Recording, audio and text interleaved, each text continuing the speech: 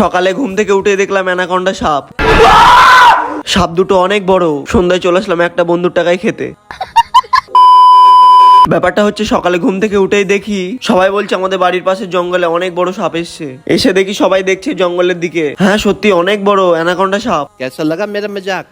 তারপর ভালো করে দেখতে দেখলাম এই দুটো অ্যানাকন্ডা নয়, দুটো ঢাড়স সাপ। যাই হোক এরা প্রেম করছে, এদের ডিস্টার্ব করা ঠিক হবে না।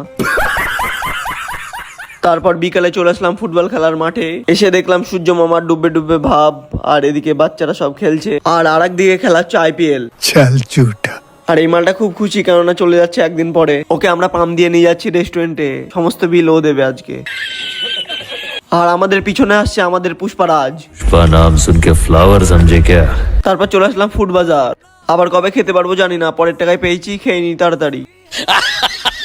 তারপর বাইরে এসে আমরা খেলা দেখছিলাম আইপিএল। আমরা খেলা দেখে আর তোমরা টুক করে লাইক করে দাও।